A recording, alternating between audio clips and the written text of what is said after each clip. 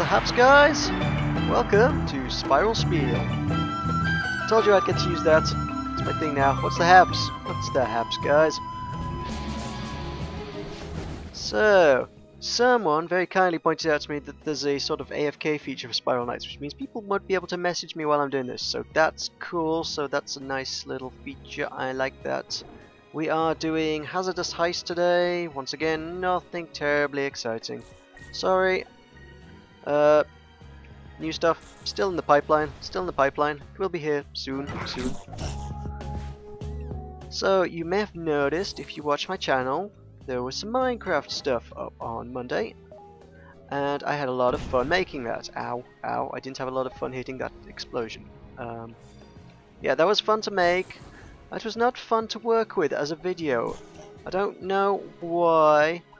Something I can only imagine to do with Minecraft. Ow! Son of a gun! For some reason, that video, despite being recorded in the same format I always record everything in, instead of taking about... My videos take about an hour and a half to render in Sony Vegas. The Minecraft one took about 12 hours to render. I set it going at 8 in the morning, went to work, came back at lunch, about 5 hours to go it said, came home from work 5 hours later, 4 hours later, and it still said there was another like 2 hours to go. 2 hours later, I had to go home for the weekend for Mother's Day in the UK. Don't worry, American guys, you haven't missed it yet. Yours is later on in the year. I don't know why, that's crazy, but it is. So, yeah, it was still rendering when I had to leave, so I just left my computer on all weekend, which is absolutely terrible. Shouldn't do that, but I had no option. It's the only way I could get Minecraft to you guys. And that's just not acceptable. I'm not going to be able to keep doing that indefinitely. That's nuts. Spoke to a mate of mine who is a video editor, said, what on earth could cause a video to take so long to make? And he was like, I don't know, but there's something very, very wrong with that. You need to look at your formats and things or something, because that shouldn't be happening. So, sort of, he's been over to mine, had a look, had a poke. I think it's certainly can't shed any light on the Minecraft issue, but apparently my videos take far longer to render than they should anyway. I guess videos are supposed to take about 5 minutes to render, not 90 minutes. I mean, I never had any major issue with the 90-minute render times, but I guess if it's supposed to take 5 minutes, there's something up there. And as far as we can figure, it's Sony Vegas. Sony Vegas isn't very efficient or effective or what have you. It's not very good at it. Sort of, regardless of what source format you use, it kind of re-encodes everything, I guess, when it doesn't need to. It's really inefficient and just no good, no good. I started using Vegas because I'm aware that a lot of the Let's Play community do. I know Kurt J. Mack uses it, and obviously he's kind of the guy that got me into doing it, so I was kind of like, well, if he uses it, it must be good. I'm just gonna follow the lead of the guys who have got a lot more expertise than me. But no, apparently guess I should be using Adobe Premiere, which means I've got an entirely new program to get to grips with. I guess all the functionality is the same, but it's not super intuitive. There's a lot different, and it's just learning everything from scratch again. And the problem is that, and this is the main point I wanted to touch on today, is that I'm not going to be around next week. However, I don't want to leave you guys without content, so I want to get a load of content done in advance, get it all on a scheduled upload and whatnot. And, ow! Friggin' missiles. I want to get that all on a scheduled upload so you guys have something to watch next week. However, that means I need to make a full week, matter of fact a week and a bit's worth of content ahead of time. That's a lot of content to make ahead of time. By Sunday, which is when I will leave, By Sunday, I need to have recorded 10 videos. That's this week's videos and next week's videos, and a little bit of a buffer so that there's the start of the week after, when I won't have any time or be too jet lagged and what have you to actually get anything made. So yeah, I need to make 10 videos, and if Vegas isn't playing ball and giving me 12-hour render times, that's going to be phenomenally difficult to do. By the same token, ow, don't you missile me. By the same token, I should theoretically be able to get a really fast render time out of Premiere, but that's reliant on me knowing how to actually use it to make something of the same standard, because I keep making tweaks and changes and things in my Vegas files so that it looks... You'll notice things keep changing and it generally looks a little bit more professional every time I mess about with something. So I need to get that same basic format into Premiere before I can even get to the same standard and be happy with using that, before I can then attempt to try and make that render the same thing in. That was a good shot, that was a good shot. Let's just hit that, that's the easy one. So I want to try and get it to the same standard and then render it out in 5 minutes. That's ridiculous. I don't know which route to go. I don't know whether to stick with Vegas and try and learn Premiere when I get back, or whether to learn Premiere and just ditch Vegas altogether. Depends on how fast I can learn the thing. Now I'm trying some different recording formats for this show. You'll notice everything looks a little bit more compressed. I am recording in 720 instead of my monitor's default resolution, then compressing it down, which I don't like because I have less screen real estate. If I open my interface, look, hang on, there we go, you can't see as much stuff, everything's smaller and cramped. There we go, everything covers everything else up. Ugh. Who could live like that? But I think in theory it should make for a better video at the other end, so you guys benefit from that. Even if I suffer. I'm suffering for my art here, guys. I'm suffering for my art. So yeah, I will return on the Tuesday after next week. I fly back on the Monday. So it'd be very difficult to get another Spiel out that week as well, but I shall try and make it so. Next week, well, I've said before, I struggle to find topics, so I'm not going to find 3 topics in 1 week to record in advance. Next week, no Spiel. Week after, I will talk about my holiday, because my holiday is I'm going over to the other side of the pond. I'm going to Boston, Massachusetts, because PAX East is on. And I'm going to PAX East because it's awesome. So yeah, I will talk about what happened at PAX East and how wonderful and awesome it was when I get back. For now, I'm just going to talk about PAX East in general because PAX East is awesome. And I have no efficient weapon for killing you, Fluttershy there. I don't know the names of the ponies. I've never seen ponies. Who said that was the name of a pony? I'm not a brony, honestly. No, I'm not. I don't know where I learned that word. It's not a word I should know, but I do, unfortunately. So yeah, last year went to PAX East for the first time and it was awesome! It was amazing! I hung around the indie mega booth for 3 days, mainly, and went to all the indie panels and generally hung around with indie guys, which is cool. It's really cool. I like that. I like hanging around indies. Indies are cool people, and I think I like being able to talk to the devs themselves about their own stuff, because a lot of them are there to talk to the fans and get feedback on their games and stuff. Some of them have finished products, some of them have products in progress, and they want to see how people react to them. It's great just to chat to them. Spent like a good half hour at least, if not more, talking to Ichiro from Deja Barn. That guy's awesome. I really like him. He's really cool. He did invite me out to some indie thingy, pub thingy, that I totally failed to get the invite to until after they'd done it. So gutted about that. Gutted about that. So I'm hoping someone's doing something similar this year because I want in on it. Also cool guy, the guy who runs Rockin' Android, who do a lot of what do they do? This is an odd one to explain. They do a lot of weird Japanese titles. I'm not sure if it's more localization or if they do. I think they do a little bit of development, a little bit of localization on other titles.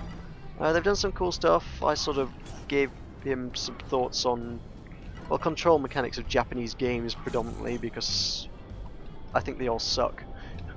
Basically, the Japanese have got it's completely accustomed to a different control scheme to Western audiences, and it doesn't mesh.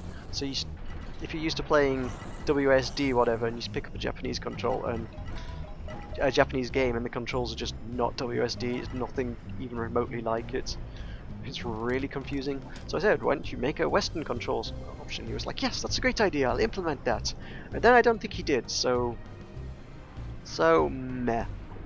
Either way, it's nice to know that they at least claim to take your feedback on board. Unlike the AAAs. Suck it, AAAs. There are obviously plenty of them there, and I didn't really much care for any of them. There's Borderlands. I have now bought Borderlands, but for the longest time I took some convincing. There was Max Payne. Max Payne turned out to be rather mediocre, I would have said. Not totally impressed by that one. The one that still tickles me to this day is I went to the Terra booth and they were showing it off and going, oh my god, look at this graphics and our new shiny combat system, aren't we the greatest guys ever? We have made the best MMO in history. And what I played of it was like, guys, this just looks like you've remade World of Warcraft. That is to say, again, because everybody remakes World of Warcraft. This looks exactly like every other wannabe World of Warcraft clone out there. And they were like, no, we are better. Look at the graphics for a start. Look how much better our graphics. I was like, nobody plays World of Warcraft for the graphics. They play it for the gameplay, which is fun. That's what World of Warcraft is about. It's about fun, or was. I maintain it's changed a bit since the good old days, but everyone says that, don't they? And hey, look at Spiral Knights. You don't need graphics, you just need style. So, one thing I did ask them, I was like, well, I don't know a lot about your game. This is kind of the first I've seen of it. It looks like World of Warcraft. So, the important question of MMOs is, how much is that going to cost me? Are you asking some ludicrous subscription fee, or are you going free to play? Because free to play is cool and everybody's doing it these days. All the cool kids are going free. And they're like, no, we put a lot of time and effort and money into this project, and we think we've produced something that's worth paying a subscription fee for. And I was like, no, I don't think you have. It's something that, if you made it free to play, I think a lot of people would be quite willing to check out, but people willing to drop down £10 a month or whatever, £10, $15, however the frig much it costs. Yeah, I don't think that's happening. Like, oh, what do you know? We think we've made a quality product and we're going to charge a subscription fee. And guess what? They've been out for less than a year and they've already been forced to go free to play. So suck it, Terra, guys. Let no AAA title ever cross my path again, lest I smite you down with my prophecies of doom. Doom! So yeah. I'm very smug about that one. Oh, no, don't you hit me, don't you hit me, I need to pop a pill. And then get the healer. You there, stop being a pain in my ass. And then you two can die. So, one of the things I'm doing this year is I'm volunteering for the Mega Booth. The Indie Mega Booth, which I don't know when that debuted. I think it's been around since at least 2011. Either way, basically, instead of obviously the big guys get to buy huge chunks of floor space, and the indie guys don't really. So what they do is they get like a couple dozen studios to band together, put all their funds together, all the money that they'd normally spend on taking up a booth. I think it's a few thousand dollars for a booth. I'm not sure exactly the figure, but either way, they all band together, put in a chunk of money each, and have one big booth for everybody, and it's all promoted under the banner of the Indie Mega Booth. There's a lot of awesome stuff, but because they are indie, they don't really have the resources or manpower to put a lot together, so they kind of called out for volunteers, and I was like, yeah, sure, that sounds like a lot of fun. I like hanging around with those guys, really creative, cool, talented guys. And I'd be quite happy to pitch in and help out the guys who make the games that I love. So yeah, the setup bit should be cool. I like that.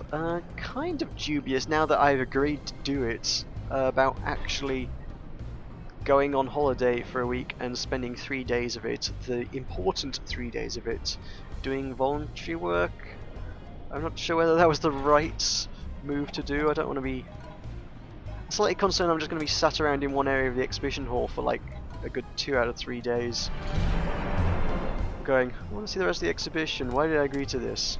I think it probably will be a lot of fun. I think I'm being a bit paranoid, but I don't know, I'm just concerned that it might not be what I want to do after all.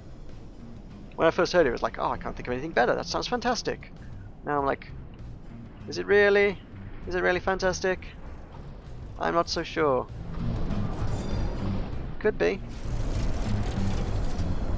Yeah, I'm sure it'll be right. I think one of the things I'm mostly hopeful about is that as what essentially amounts to staff, I might get to see some more of the backstage stuff, because I know press get to hang around everywhere, and exhibitionists, obviously they're running the show, so yeah, they get access all areas. But as an ordinary punter, you just get turfed out at 6 PM out of the main exhibition hall, that is. Just all the enforcers come around and go, that's it, we're shutting shop, guys. Everybody out, everybody out. No matter what you're doing, get out now. There's plenty else going on, but if you want to hang around the exhibition hall, no go. So I just kind of like, I'm thinking, it's a very self-centered, greedy kind of thing, but it's like, maybe I can get backstage stuff if I'm actually working a little bit. At this stage, I don't actually know who's exhibiting it. I don't even know who's in the Mega Booth. I know Guns of Icarus Online are, and Young Horses are bringing Octodad Dadliest Catch. So those games, well, Guns of Icarus is obviously great. I know it's great. It's been out since September. Octodad, I am totally stoked about. There's also some good music on in the evenings. Jonathan Coulton and Paul and Storm. Saw them last year. They're on every time. They're pretty much staples. They're really cool. I hadn't seen Paul and Storm before last year actually, but I'm like a major fan now. So yeah, I will report back in 2 weeks' time. Probably somewhat jet lagged, but I'll try and get a video out. I'll be back in 2 weeks' time with a sort of post-mortem of PAX. Next week... Okay, there's not going to be a Spiel, that's just a given.